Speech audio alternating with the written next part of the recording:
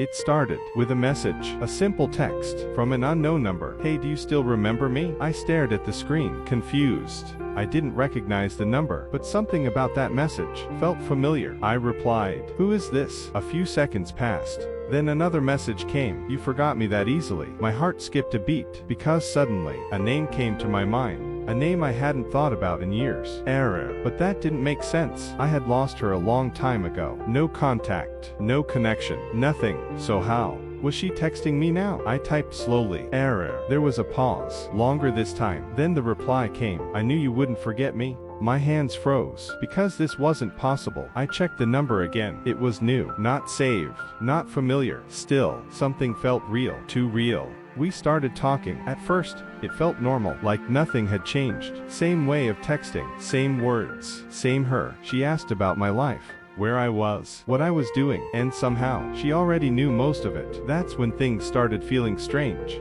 "How do you know all this?" I asked. She didn't reply immediately. Then she said, "I've been watching you." I laughed it off, thought it was a joke. But deep down, it didn't feel like one. Days passed. We kept talking every night, just like before. And slowly, old feelings started coming back.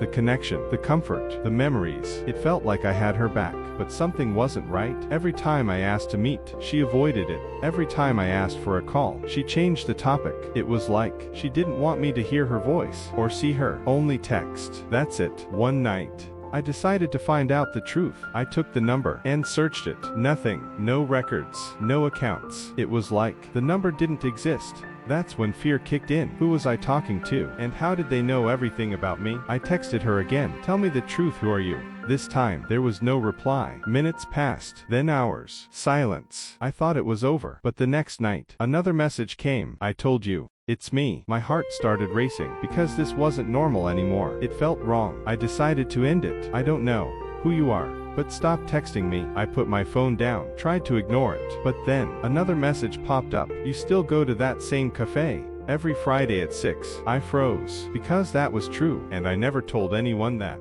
Not even my closest friends. Now I was scared, really scared. The next day, I went to that cafe. Same time, same place. But this time, I was looking around, trying to find who was watching me. And then, I saw her, sitting in the corner, looking straight at me. It was Error, but something was different. She looked pale, quiet, almost unreal. I walked towards her, slowly, confused. "Is it really you?" I asked. She smiled, the same smile I remembered, and said, "You finally came." I sat down, still trying to understand everything. "How are you here?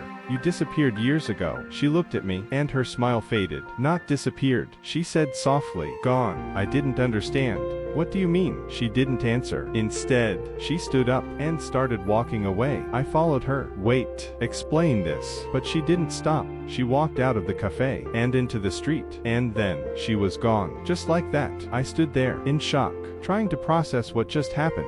The next day, I went back to that cafe, asked the staff about her, showed them her picture, and what they said changed everything. That girl, she used to come here years ago. My heart dropped. "What do you mean used to?" The man looked at me and said, "She died 3 years ago." I felt my body go cold, because now, everything made sense. The messages, the number, the way she knew everything, and the way she never wanted to meet, because she couldn't. I went home, opened my phone, checked our chat. Every message, every word, still there. Like nothing had happened, but the number was gone. No chat, no contact, nothing, like it never existed. And the last message was still in my mind. "You finally came, because maybe she never wanted to come back. Maybe she just wanted to see me one last time."